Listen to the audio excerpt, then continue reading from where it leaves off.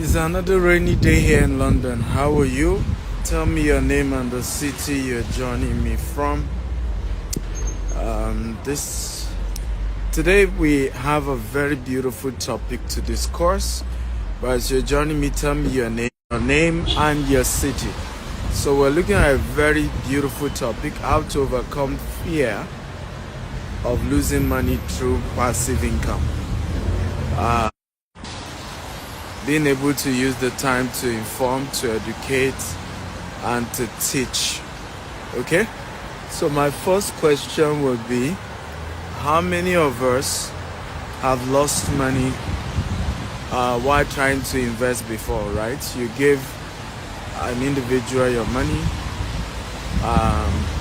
you gave a company your money that they should invest for you, and they were going to be giving you money returns, ROI, either monthly or yearly, and you lost money. Now, I'm not talking about you bought a house or you bought a land and you are not allocated. That's not the same thing. I'm talking about a situation where you gave money to an individual or to a company and they said, oh, you know what, we'll be trading Forex for you, we'll give you some return, or we'll trade crypto, or we'll do real estate and then we'll give you returns from what we make from it. And you gave them your money and you lost both the interest and you lost the capital. Has anybody been there? If you've been in this situation, just type me.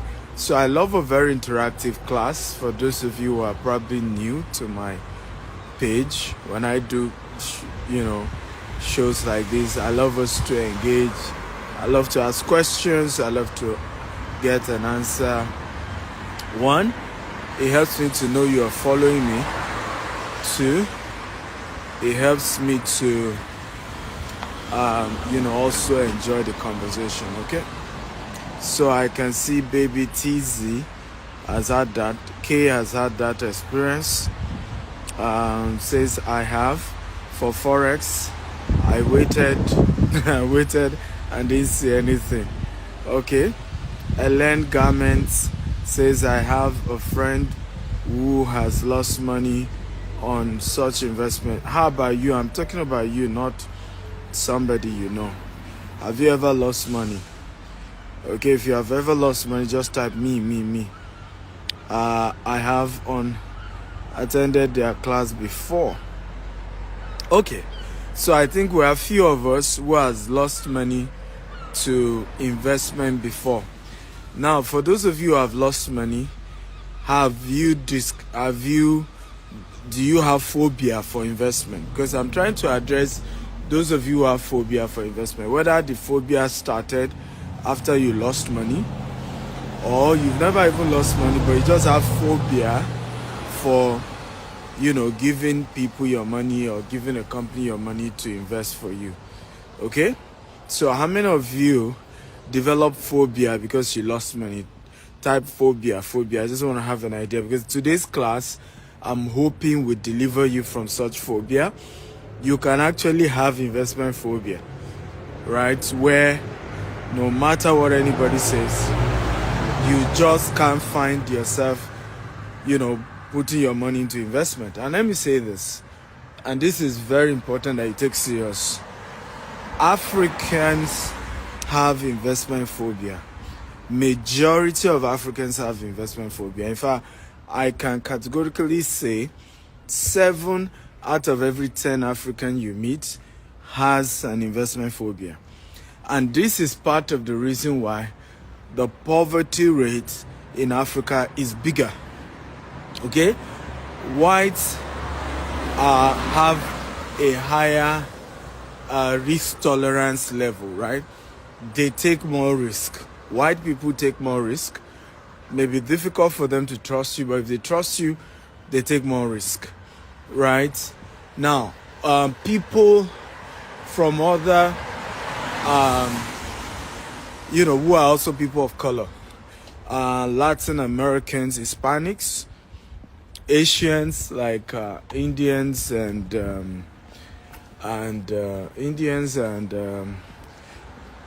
Chinese, okay, they take more risk as a community. So what do I mean? You might not find an individual Hispanic take as much risk when it comes to investment, or find a Chinese, but they come together and then take risk collectively. Indians come together and then take risk collectively. That's why if you're in the UK or in the US, you see that a lot of the malls are owned by Pakistanis, owned by Indians, owned by Chinese. In the US, you see that a lot of these malls are owned by Chinese in the US, right? They come together. In those cases, it's not even one individual taking risk. They take risks together as a community. But we blacks are scared to take risks either as individual or either as a community. Is this making sense at all? Right? And this is the reason why many of us end up not enjoying wealth and prosperity. And we can complain, we can blame it on colonial masters, we can blame it on many things, but we have to face the truth that we have a phobia for investment. And I'll give you an example. A gentleman was to do an investment with us, and then he's asking me to convince his lawyer. And I remember telling him, I said, it's not my job to convince your lawyer. If I have no business with your lawyer, okay? If there is any time your lawyer has to talk to me, then he has to probably also talk to my own lawyer. It is the duty of lawyers to be skeptical about you investing. There is no land I've ever bought that my lawyers didn't warn me against. Guess what? Including land that it was my lawyer that brought it.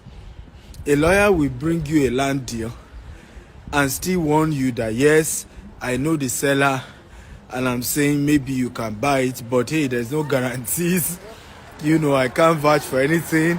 If it doesn't go well, don't drag my name into it. Yes, I've had such experience. So many of us who want our lawyers to make investment decisions for us, first of all, you've made the biggest mistake. Let me tell you where your lawyer comes in. When you have done an investment or you're about to execute an investment and there's a contract to be signed, you can give your lawyer to advise you, okay, on certain clauses around the contract. That's where you need a lawyer. But lawyers are always, and it's their job, okay, they are always anti-risk. Come on, everybody, I want you to type this so that this can sink in.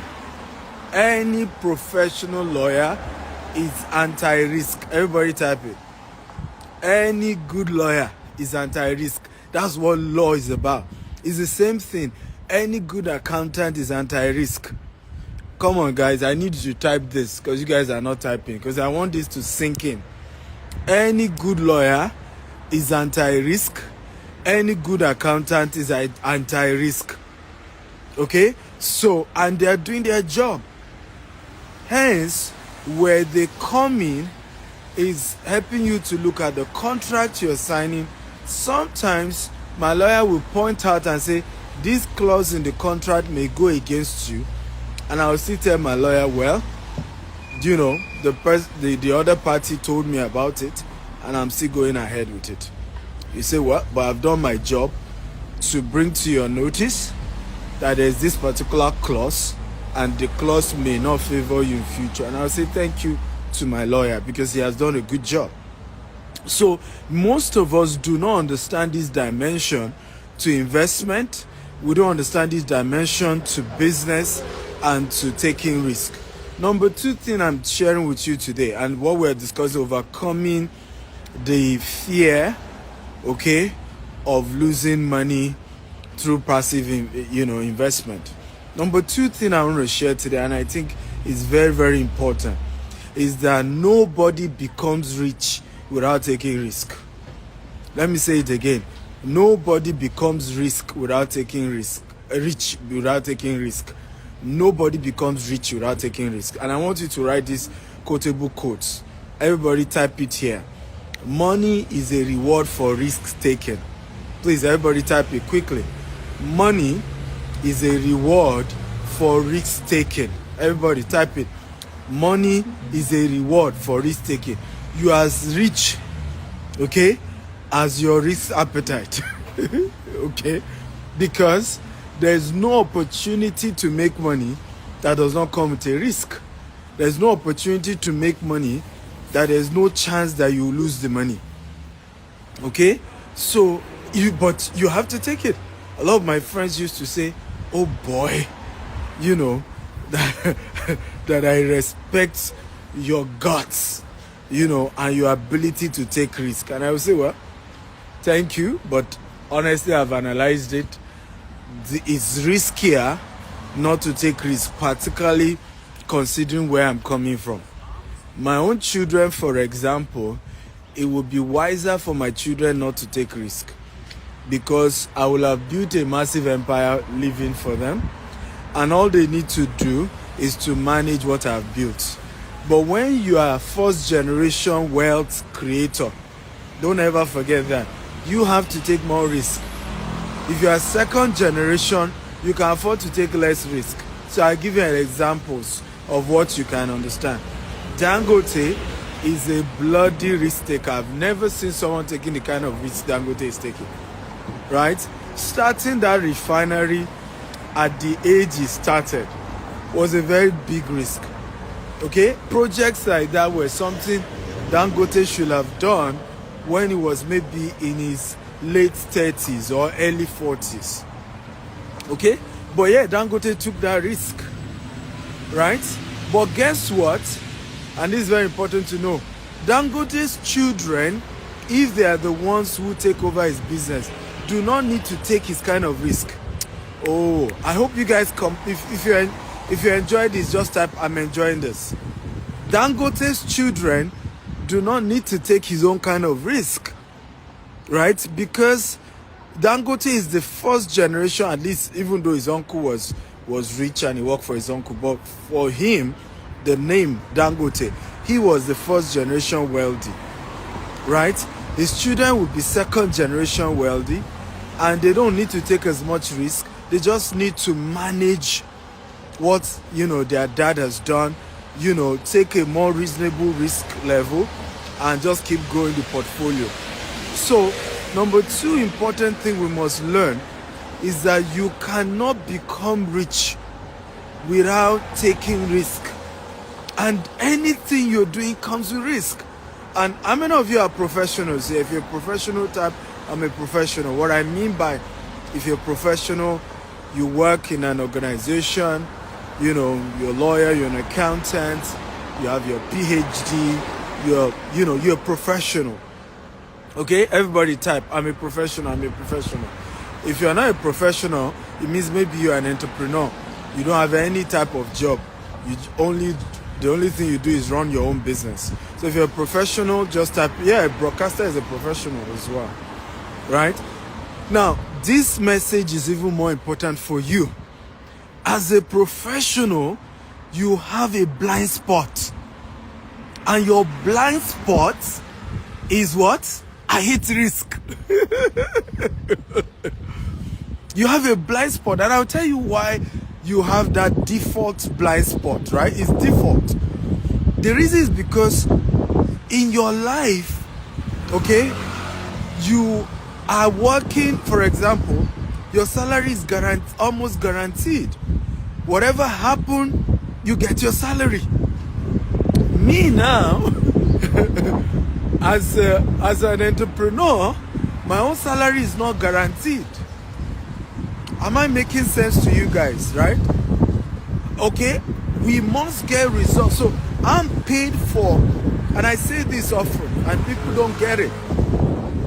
Your wealth is a function of how you are paid. So let me break this down. Your wealth is a function of how you are paid. Poor people are paid for their time. Rich people are paid for results. Your wealth is a function of how you are paid. Anytime you are paid for your time, there's a cap on your income. Let me repeat it again. Anytime you are paid for your time, there's a cap on your income. But anytime you are paid for the result, there's no limit to your income. In fact, it's usually a percentage of the result. So it just changes the dynamics. For example, if you're a property agent, right? Most times you are not on fixed salary. Okay? But guess what? When you then seal a deal, the deal can earn you a commission that is what you're supposed to earn in 5 years, and you will earn that in just 1 month. If you comprehend what I'm talking about, type I comprehend, right? I know a man who used to struggle, and when I say somebody is struggling, struggle. He didn't have an office, and here was he trying to have a breakthrough in the oil sector.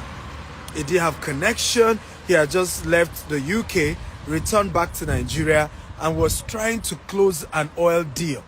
But no connection, nothing. And this guy was barely, living paycheck to paycheck. In fact, there's no paycheck anyway. So he was really struggling. And true story, one day he kept going to a particular person who he wanted to fund his oil deal. And by stroke of luck, he got a call from the person. The person asked him to come. True story. And the person was even asking him, do you even have an account in Nigeria? Because he had just returned from the UK. He didn't even have an account. And he was about to do a $70 million deal. Does not even have an account. Can you believe that? By one stroke of luck or the other, the person still called her banker, opened an account for him. They funded the deal with $70 million. Cut the long story short, this guy moved from zero to doing over $20 billion in crude oils, in refined petroleum sales in 1 year. $20 billion in petroleum sales in 1 year from zero. So you see what I'm talking about, the fact that poor people are paid for their time. I come to work, pay me my money. Rich people are paid for results. But guess what? That one-time result can be a game changer that just turn their life around forever. And that's typically how a lot of people became very rich. I hope this class makes sense. If it makes sense, just type, it makes sense, I comprehend, I'm enjoying this. I need to get your feedback, guys. Is this making sense? Okay? Are you learning something? I need your feedback. I'm holding my phone tight because I'm told here in London, they just snatch your phone, snatch your wristwatch. So, and I'm honestly disappointed because London used to be a lot safer. Right? It used to be a lot safer. But back to my conversation. So, it's important to understand that, in our breakdown of this conversation, you have to take risks to become rich. Now, how do you overcome the fear of investing, of passive income, of, giving somebody else your money, giving a company your money, and then waiting for them to give you passive income? We've established in the previous training I've done that there are two major ways to become rich and become financially free. You either become financially free by owning a company, okay, that runs with a system, a company that can run with or without you, and it will take some years, minimum 10 to 20 years, for your company to move from being self-employed, employment company to now becoming a conglomerate that can run without you. So that process also takes time, and there's no guarantee. The data shows that 70% of businesses crumble in their third year. Okay, so you're talking about only maybe 10%, less than 10% of companies will ever become big enough that they can run without the founder. The second way to become rich, right, is through passive income. In other words, you have to take the risk of going to buy shares. You have to take the risk of buying crypto. You have to take the risk of, doing venture capital, looking for a new company, and then you buy some equity in them when they were still small, and watching the company grow, and you earn something. You have to take the risk, right, of doing what we call RE, Real Estate Investment Trust. Okay? REI. So one of those things has to come for you to become rich. So how do you then overcome the fear? The first thing is knowledge. Everybody type knowledge, of investment knowledge. Come on, everybody type investment knowledge. You have to start the journey today of reading books on money, reading books on investment, going for seminars on investment. That is the beginning. The beginning is not actually investing. And this is where a lot of people miss it, particularly people of color. You see people saying, oh, you know what, if I buy books, then where will I get money? The only money I have is even for this seminar. Then where will I get money to ultimately be able to do the investment? I said, forget it. Ultimately, everybody scales with OPM. Ultimately, everybody scale with OPM. I don't care how beautiful the investment for that investment to ultimately go to a level where you're building multi-million dollars, hundreds of millions of dollars, hundreds of millions of billions, like the Rishi Sunak, the Prime Minister of the UK, right? Is worth, allegedly, I don't know how true, is worth over 800 million pounds. Some people say it's even worth over 2 billion pounds. Whichever it is, the guy is stinkingly rich. Do we agree? Those of you who are in the UK, do you agree that he's rich? Right? Now, and by the way, what gets more people angry is that he doesn't pay tax, even though he says the whole thing is in his wife's name, because it's in a trust. And we'll talk about trust another day. Okay? How the rich end up not paying much in taxes, even though they have a lot of money, because they set up trust. And that's what Rishi Sunak and his family did. They set up a trust, and with that trust, they are not paying much in taxes. There's nothing you can do about that. Okay? But the lesson here is that what you need to start investing in is in the knowledge of investment. So I have a question for you, right? When last did you buy a book on investment? Okay? Can you tell me the date? When last did you buy a book on investment or money, or, a book that taught you about money and you read it? Please tell me the dates. The second question I have for you, when last did you attend a paid seminar on money or investment or real estate? So the first question, when last did you buy a book on investment or money? The second question is, when last did you attend a paid seminar where they were teaching you on real estate or teaching you on money or teaching you on finance? When last did you do that? Because this is really where the problem is. Okay? A lot of us want to be rich, okay, but we don't want to learn how to be rich. And unfortunately, they don't teach you how to be rich in the university. If they do, your professor will be the richest. Has it ever occurred to you? Sometimes I see young people say, Dr. Stephen, I'm doing my master's in UK. I say, wow, that's good. Dr. Stephen, I'm doing my PhD in the US. I said, that's good. Then I ask them the next question. What is the ultimate goal of your master's or of your PhD?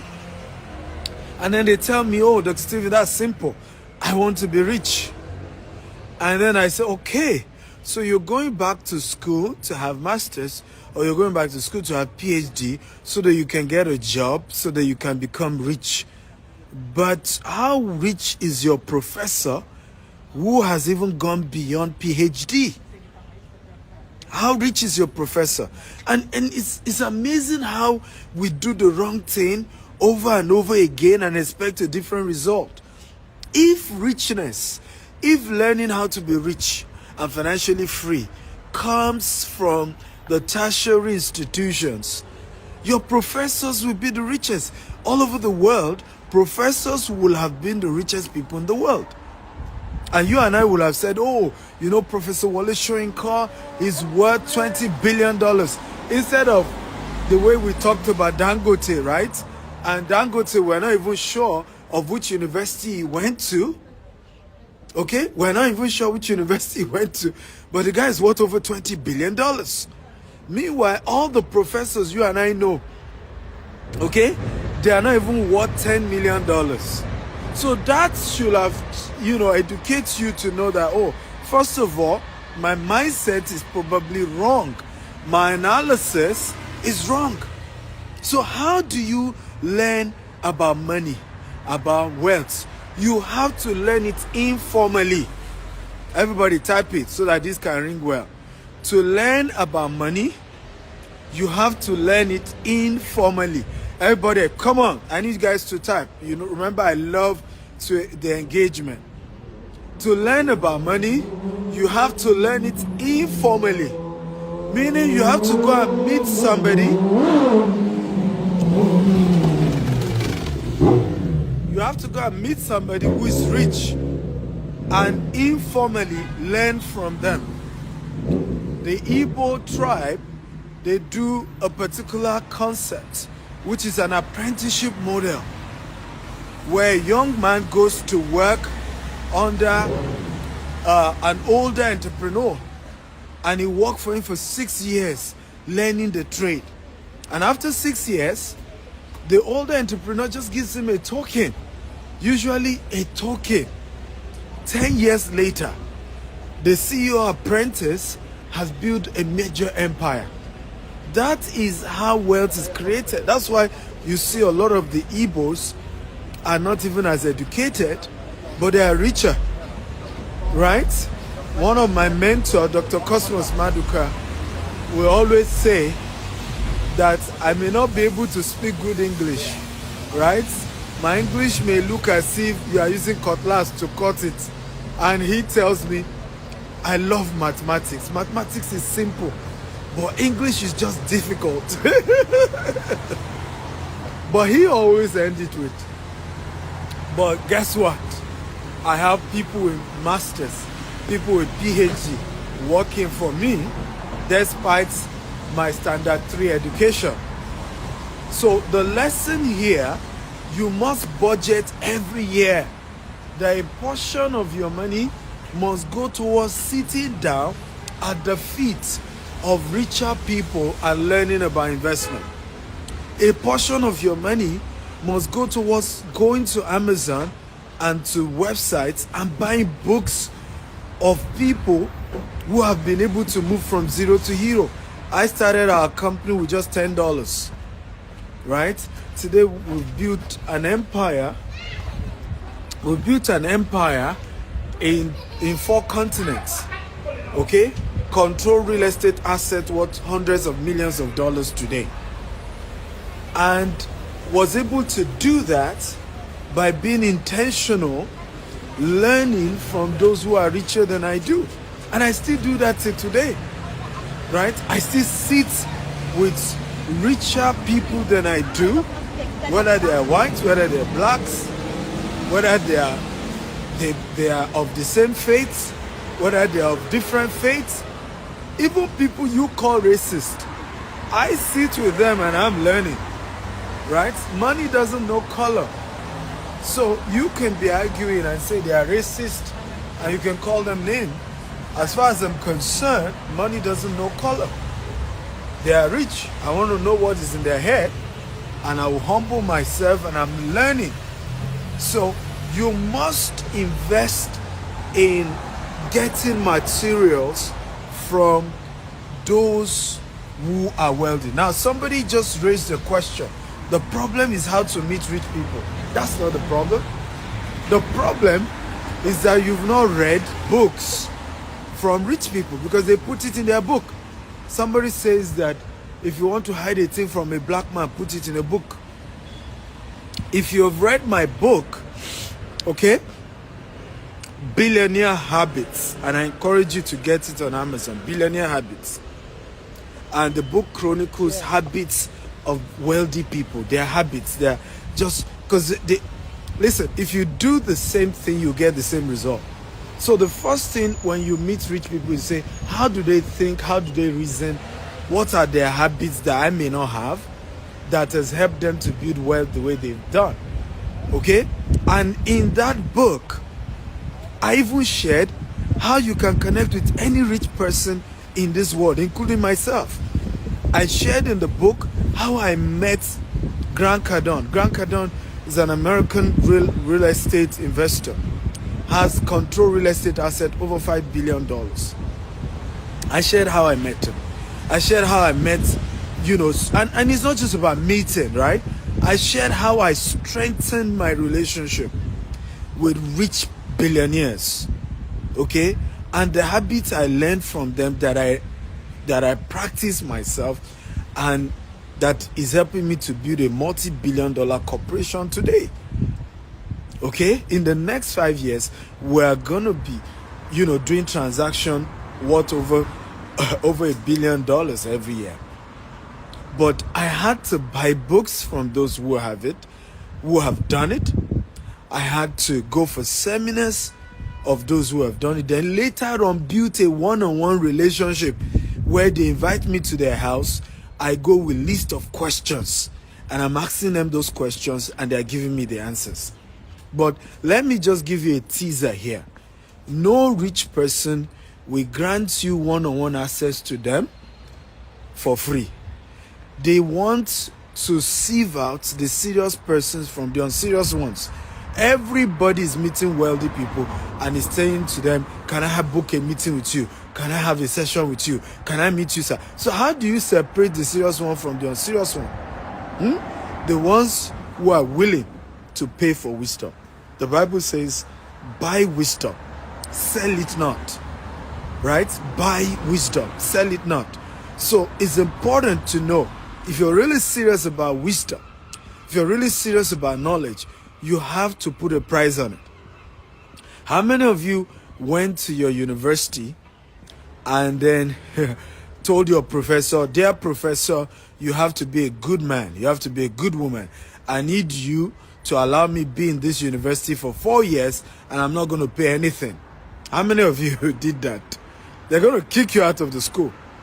So if tertiary institutions that don't even teach you how to become rich, they only teach you how to make a living, okay? Right? How to get by. That's what you learn in the university. Because you go to university, then you get a job, and that job definitely can make you rich. Nobody has become rich through job. Nobody. Larry Page. But you say, how about people in Microsoft? Larry Page, all of they eventually got equity. What made them rich was that their position in the company, okay, allowed the company to give them some equity. Like Microsoft now has over 6 billionaires who were different from Bill Gates. Okay, but at some point, due to some contribution they made, they were given equity of Microsoft. Over time, the equity grew and they became multi-millionaires. Some of them became billionaires. The same thing happened with Alibaba, right? At some point, Alibaba gave some shares to some of the workers, and one of the women, who used to be like a secretary, she's extremely rich from those shares. But nobody has become rich through salary, including those who earn $1 million a month. You know why? The day you start earning $1 million a month is the day you start buying houses, living in houses that are worth millions of dollars as well. You start buying cars that are worth hundreds of thousands. So what ultimately happens, you start sending your kids to certain kind of school, your expenditure rises up to the $1 million salary you're earning. So ultimately, like Warren Buffett puts it, wealth only comes through passive income. Your ability to make money while sleeping. Your ability to make money without doing any extra job. And when that compound, we call it compound interest, you then become financially wealthy. Because what happened? You have a machine, technically, that keeps bringing money for you without you doing anything extra. Okay, so number one, you have to read books, go for seminars, and I want to thank those of you who are honest enough to tell me that you've not been buying books, you've not been attending seminars on money. You must get at least. Now, how many of you will commit to this assignment, right? How many of you will promise me to buy 10 books on money and finance before the end of 2024? If you are promising me that, just type, I promise you I will do that. Okay? And not just that you will buy it, you will read it. How many of you are promising me 10 books on money, 10 books on finance? You're going to buy them and read them this 2024. Anybody promising me that? Okay, if you're promising me that, type, I promise. Someone is asking how much. I don't know how much. You can go to Amazon, you see the ones I've written, and you can buy, but I don't even know how much Amazon is selling my books, because I have over 40 books on Amazon. So, but not just me, there are other authors who have taught on money, taught on finance. You should buy that of other authors too, not just my own books, right? Number two assignment I want you to promise me, if you are really serious about becoming wealthy and, you know, becoming a great investor, is to promise me to attend at least 4 seminars between now and December, okay, where you're going to learn about finance, you're going to learn about money, you're going to learn about real estate. 4. How many of you are promising me 4 seminars? Paid. I don't want free ones. Because what you don't pay for, you don't value. And that's another thing we all need to learn. As human beings, we are wired to only value what we pay for. So you must be intentional about, you know, learning to do things that require you to pay for it. So right now I'm going for a seminar with Grant Cardone next month. You know, it's $30,000, but I'm paying. Okay, by September I'm going for another event. It's going to cost me, the training is for another 2 years. It's for founders of businesses, right? And I will pay $150,000 for the next 2 years, because I'm taking 3 classes and each class is $50,000. But guess what? Aside the knowledge I'm going to get in those kind of trainings, the quality of relationship is also powerful. And that takes me to number 2 ways to overcome phobia of investment. Surround yourself with new set of people who are investing. The reason why most of you are scared of investing, have never invested, is because all your friends are also scared of investment. How many of you will be honest with me? And I really want honesty here. Just be honest with me. Have seen an investment opportunity and then you told your friends, oh, I saw this opportunity, I'm thinking, should I invest? And your friend says, do not invest. Come on, talk to me. How many of us have had that? If you've had that, just type, I've had that experience. You saw this opportunity, you called your friends and said, guy, there's this company, I can buy their shares, or there's this company, I can, you know, invest with them, they'll give me this money. And then your friends say, In fact, the stories they start telling you were stories of other people who have lost their money. Come on, talk to me. Be honest with me. I don't know if you've had such experience. Right? Now, let me tell you how you will know that you have the right set of friends.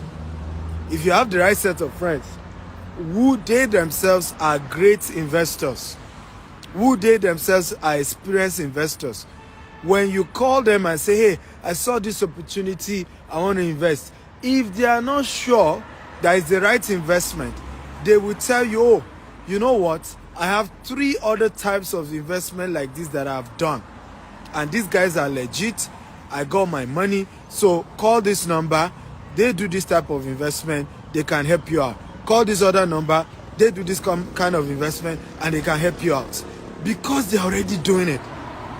But what many of us don't know, like they say, birds of the same feather flock together, because all your friends don't want to invest, they are not serious about investment, okay, that you want to now become an investor, they will discourage you from even doing it. They will find a way to tell you, oh, don't do it, or you lose your money, and create some mockery. Okay? And create some mockery. So you have to be intentional. That's number 2 way to overcome investment phobia. Build relationship with people who are already investors. And that's why you then need to attend seminars where people have come to invest. That's because somebody said, I don't have such friends. You don't have such friends because you've not attended a seminar on money.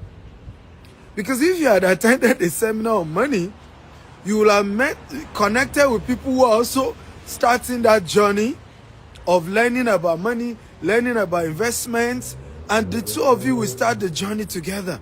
You and the people you're meeting in those seminars can start comparing notes. Oh, how far? Have you done anyone? Which one did you do that worked? Okay, can I try it? People will advise you. People will give you counsel based on what they've done. Is this making sense, guys? If it's making sense, just type, it makes sense, it makes sense, it makes sense.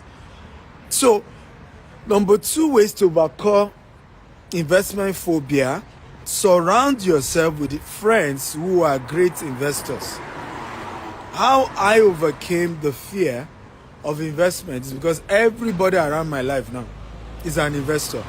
They may not be taking as much risk as I am taking. Some take more risk than I am taking. But I can assure you that because they are investors, they are not discouraging me. The only thing they will say is, Omo, I wish I can have your kind of boldness or braveness.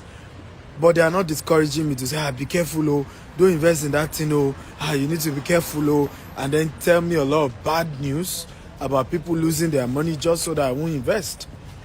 So that's number 2 strategy to overcome the phobia of investment. Number 3 strategy is to work on your greed. Everybody type, I will work on my greed. Now, I can't take all your questions, so send me a DM.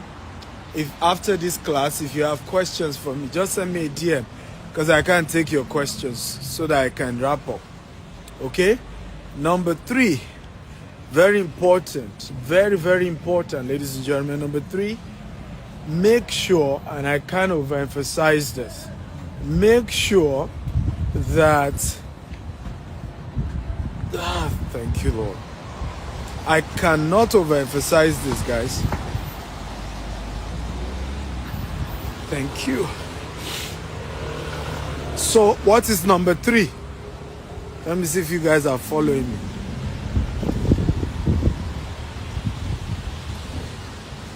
What is number 3?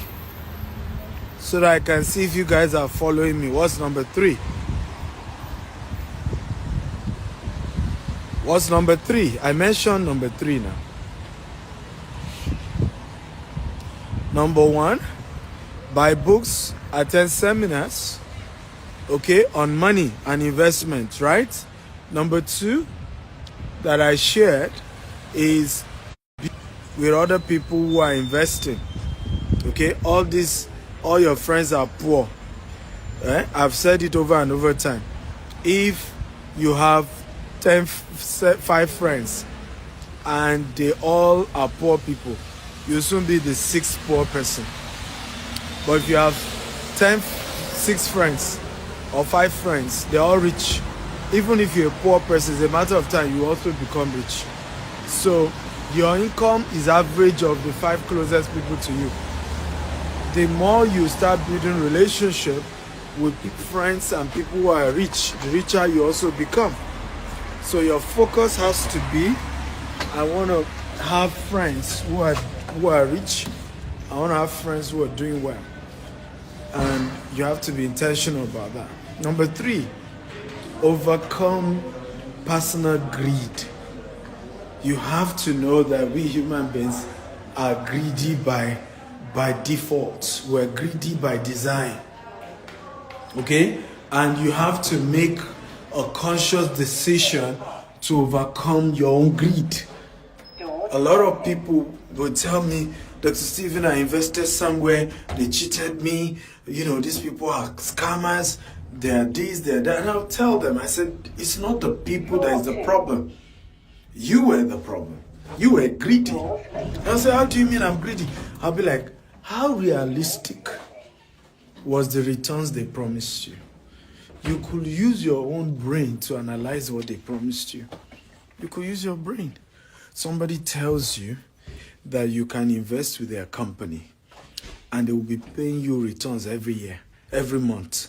The first thing, if you are not greedy, is to say, how can a monthly returns be guaranteed? Because anything can happen within a 30-day cycle. Okay? Anything can happen within a what? A 30-day cycle. So if these people are telling me they will be giving me returns every 30 days, how guarantee is this? You didn't ask that honest question. Right? At the end of the day, you lost your money. You are now looking for who to blame. But you are the problem because you decided to put your money in something that was what they were even promising you wasn't very realistic. And you could have discovered that if you were just not greedy. Right? Greed blinds our reasoning, right? Our ability to be able to just reason and say, am I sure what is being promised is doable? No. They can do it now. They will do it. I'll get it. No issue. Right? So you are not even doing proper analysis. You are just after what you want to get. Okay? So you have to work on your greed level. People who have worked on their greed level don't lose money. Okay? To a lot of this Ponzi scheme. I have never lost money to a Ponzi scheme in my life. Because first of all, if it's a Ponzi scheme, I already know it's a Ponzi scheme by myself, by my calculation. Number two, if I now decide to do the Ponzi scheme, I know that I have to quit that Ponzi scheme quickly, right? I have to get out of it on time. If I don't get out of it on time, I will ultimately lose. So if I even put my money in a Ponzi scheme, I already know that the Ponzi scheme will soon crash. And before the Ponzi scheme crash, my money is out. Anytime I put my money, for example, into crypto or forex, it's timed. I look at the period, is there going to be a bull run here? Okay, how long is the bull run going to last? For example, Bitcoin is on a bull run right now. Cryptocurrency generally is on a bull run. Question, how long will this bull run last? So I go for trainings. I connect with friends who are very experienced with it. You see, part of what we have talked about earlier, the place of friendship, the place of the right people. And I ask questions. And once I'm able to get a good timeline, I know that I'm putting my money between this period and I'm cashing out. Okay? And I'm out of that particular investment. So you have to work on your greed level. And I don't care how higher the thing is going. When it's the time that I'm analyzing that this thing will soon crash any 60 days or 90 days from today, I pull out. If the thing now still goes way higher, I don't care. I have made up my mind. I was pulling out at that time. And I'm out. Are we learning? If we're learning type, I'm learning. Overcome your greed level if you want to stop losing money to investment. Okay? You have to overcome your greed level. You have to stop being greedy when it comes to investment. So all this one that you will not do any investment except they are giving you 40% in a year. You will not do any investment except they promise you 50% in a year. All this, any investment I must do, they must be giving me return every year. Overcome your greed level. You are the problem at this point.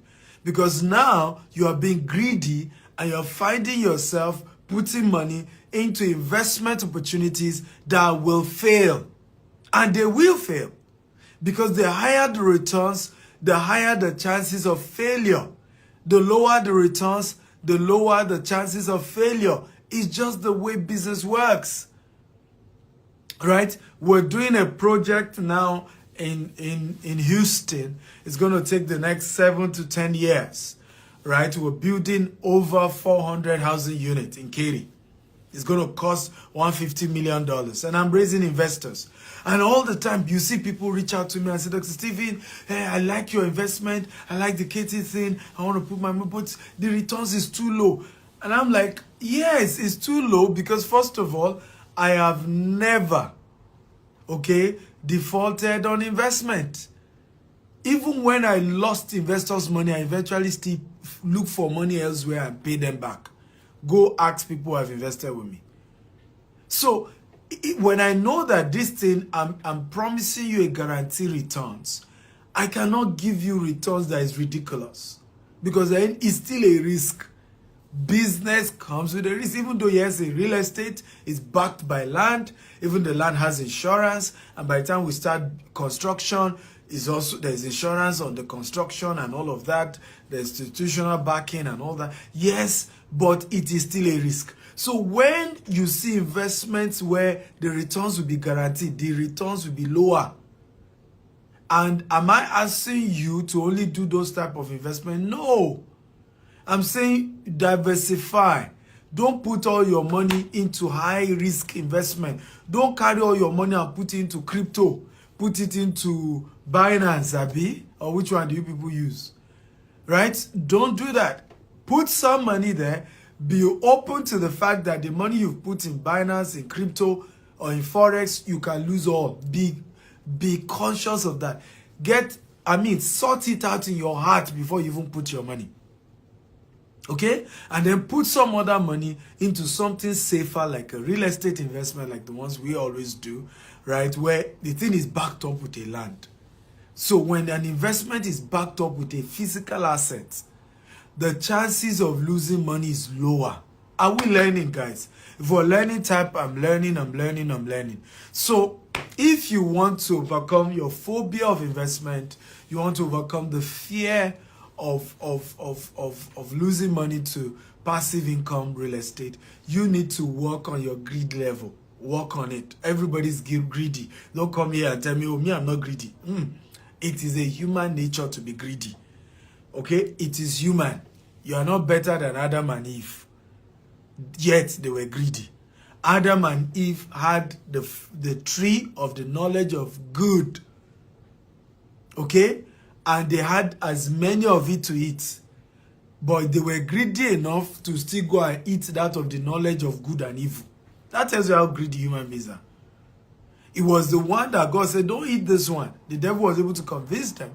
And the devil only convinced them because it is the human nature to be greedy, to be self-centered, to be selfish. I'm not saying everybody is selfish. There are some people who have worked on their greed level, and that's what we're teaching, who have worked on their tendency to be selfish. There are some people who are so kind, generous, selfless, but they worked on it. It wasn't like they were born that way.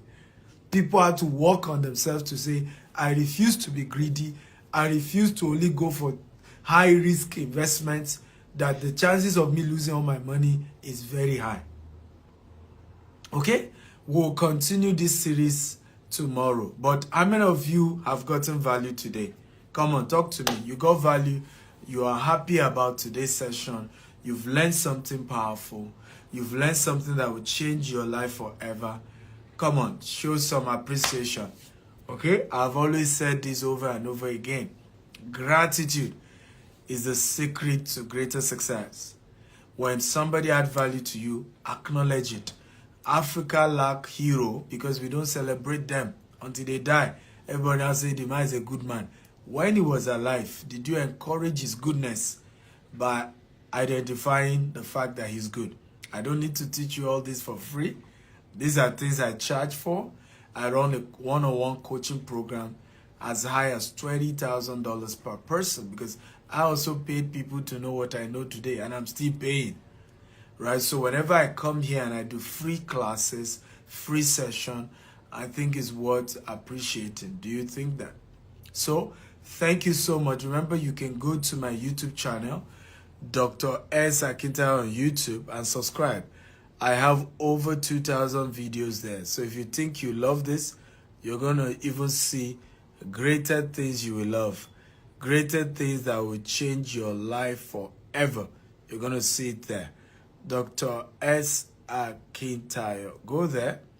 I promise you it will be one of the best library you've ever invested in your entire life. And make sure you subscribe. Make sure you put on the notification button so that anytime we're doing live sessions like this, there's so much for you to learn. And you can just learn and learn and learn and learn and learn. Okay. I want to thank all of you for joining. Those of you who want to invest with us, just send me a DM.